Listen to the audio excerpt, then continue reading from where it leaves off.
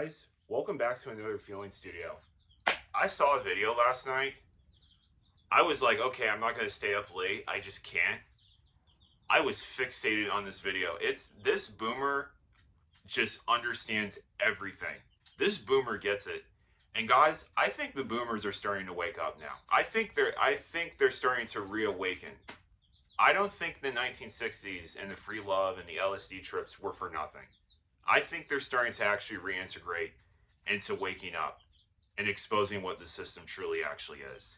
We are living in a time when more and more people are starting to wake up. They're questioning the system, noticing that the rules we've been taught to follow are arbitrary. They're often harmful. They're realizing that the system is rigged and it was never designed to help us thrive.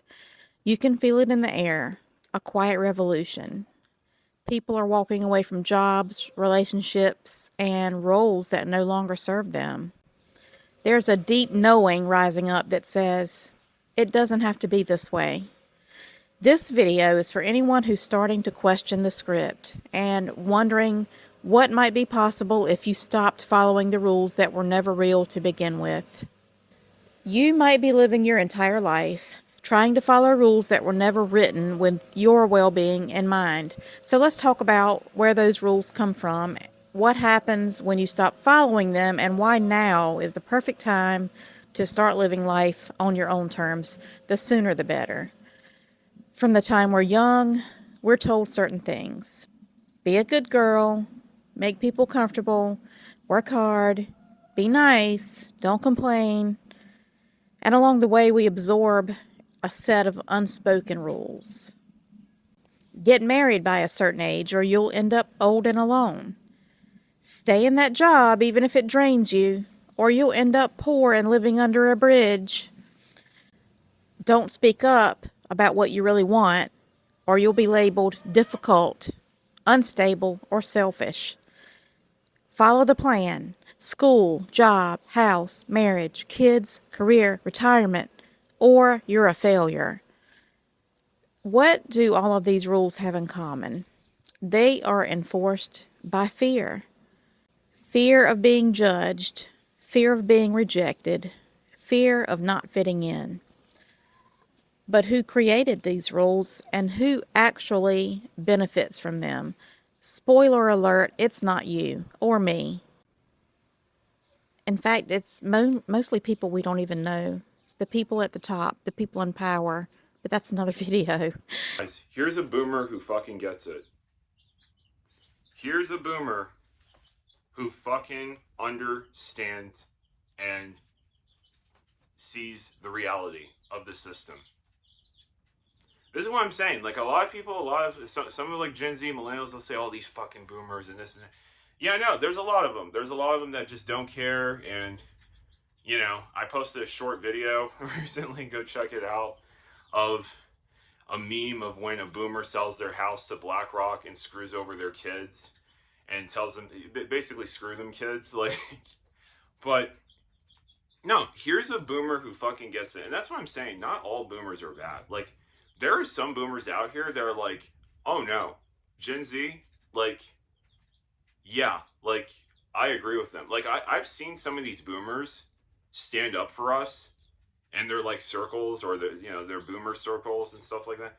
And it's like there's another boomer saying like, these kids are fucking spoiled, and fucking kids who don't want to fucking work, and it's like the boomer sticks up for us and he's like, actually no, fuck you, Tim. These kids fucking see the scam that we didn't see. They see the scam that we fucking accepted, and we gave our best years of our lives. And look at us now. We have a fucking bad knee. We have a hip replacement every fucking 10 or 20 so fucking years. Guys, did you know you need to go back in for a hip replacement? Yes, you have to go back in for a hip replacement. And it's depending on the manufacturer and what parts they use, the average is 10 to 15 years. 10 to 15 years. You have a bad hip. You have a bad knee. Like, imagine that.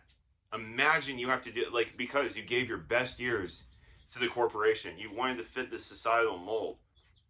And she talks about how she gets into marriage. You know, she got into marriage when she was young and stuff like that.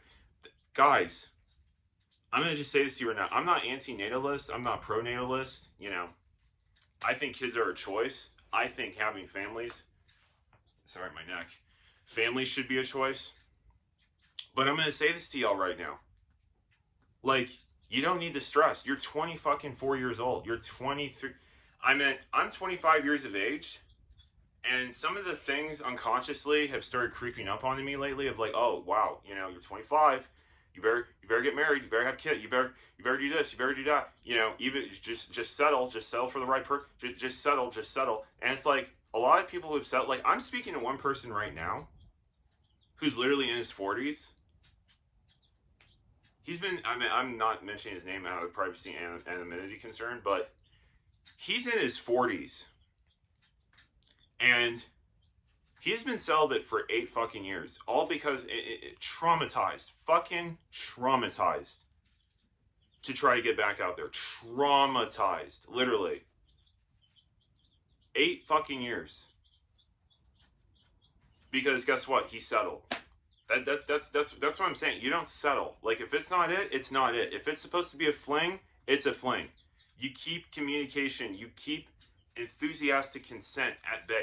Too many people out here just being like, oh yeah, I gotta trap a man for a baby. I gotta trap a man for alimony.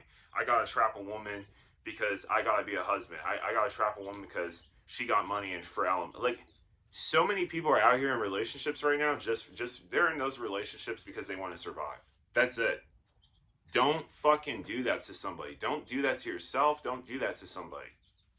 But anyways, back to the video. These rules are often rooted in outdated systems. Patriarchy, for one, capitalism, tradition, religion, and other forms of dogma. They were not designed to make you happy. They were designed to keep society predictable and comfortable and to keep the masses under control. The day that you stop asking for permission is the day your real life begins. And I say that as someone who followed all the rules. I got married young because that's what good girls were supposed to do. Otherwise, I would have been cohabitating with my boyfriend and been a disgrace to my parents. Well, that was a mistake. So then for years, I achieved degrees, raised my kids alone and determined. I invested in a little real estate, and I built a successful career in healthcare. And for a while, I was proud of it. But under the surface, I was exhausted, disappointed, disconnected, disillusioned, unfulfilled. Walking away from that job felt a little terrifying, not because of the anxiety that I've always had around money, but because of what other people might think. When you go off script like that, people get uncomfortable and they'll project their fears onto you. When I tell people that I'm not looking for another relationship, which has been true for at least the past 10 years, they assume I must be lonely and bitter. When I started a YouTube channel, left my career, and took a solo road trip across the country in my minivan, people wondered if I was okay. Surely I must be losing it. Now that I'm choosing a quieter, slower, healthier, and less conventional life, I've noticed people pulling away, not out of malice, but maybe because my choices challenge their assumptions. Massive reinvention makes people uncomfortable, and this isn't the first time that I've completely changed everything. Like, a lot of these people, they're unfulfilled. They're completely unfulfilled. Literally. I mean, guys, I can't tell you how many times I've met people in high paying salary positions, like being nurses, doctors. Doesn't fucking matter. Does not matter. Like, high, or even a high paying corporate position. They got benefits and everything. They got a 401k. I mean, I'm not saying you trust the system because, you know, the company goes belly up and then steals your 401k. That shit happens every 10 fucking years. But, and then guess what? You're an old corporate professional fucking packing groceries at Walmart. No. Like, that's just, she worked in healthcare. I can't tell you how many people I've met who work in healthcare. They hate their jobs. They hate their jobs. They hate the fact. Like, that's the thing. They got into that position because it was like, okay, it gives me something to do, but at the same time, it gives me money and the false sense of security because of the money. But at the same time, guess what you're doing? You're giving up your best years. You're giving up your best years of your life. Like, here's the thing. If you want to become a doctor because you want to help and save people. Don't become a doctor because you want to do these, you want to make a certain salary and fucking social contract equated to your status and your value. Don't. Those are not the good doctors. Those are not the good nurses. The good ones. I'm not saying she's a bad nurse. I mean, I don't know how she was when it came to profession. She could be a great nurse, or she could have been a horrible. I don't know. That's just, if I meet her one day, you know, I like your video. Just wanted to tell you, but it's just, yeah, like, so many people will get into these high-paying salary positions, and guess what? They're unsatisfied. They're completely unsatisfied with their lives. They're on Zoloft. They're on medication. No. No. You can't. You can't. You can't do that. You can't do that to yourself. Like, I've seen so many dead zombies walking around, and that's really what they are. They're zombies. They're zombies. They're zonked out. They're on psychiatric medication, and it's rinse and repeat. It's rinse and repeat, the same routine for 30 years. And it's like, oh, I have all this money, I have this, but it's like, you had zero time freedom. You had zero time freedom. Zero. And now look at where you are. Kids moved out of the house. Kids won't talk to you. You didn't spend time with the kids because you were on call as a nurse. I've seen it. I have seen it, especially on call as a charge nurse. Yeah, what this woman saying, guys, like I said, not all boomers are bad. They really aren't. Not all of them are bad. Here's the thing. Your life is not a group project. You don't owe anyone an explanation for living in a way that feels true to you. So let's be honest. We're all walking around trying to look like we have it together. We post the highlight reels. We say, I'm fine, when we're falling apart inside. We keep chasing the next milestone, thinking maybe that'll be the thing that finally makes us feel worthy. But underneath it all, most people are confused, burnt out, ashamed of how much time they've spent chasing approval instead of fulfillment. Everybody is faking something, and no one wants to be the first one to say it out loud. So we keep performing. We fake our confidence, our satisfaction, even our joy, because admitting the truth that we feel lost or tired or like something's missing feels like failure. But it's not failure. It's the beginning of awakening. Here's what I want you to hear. If something in your life feels fake, forced, or off, you're not broken. You're just waking up.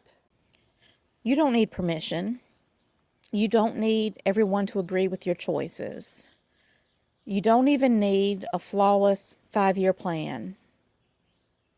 What you need is honesty with yourself. Start by asking, whose rules am I following?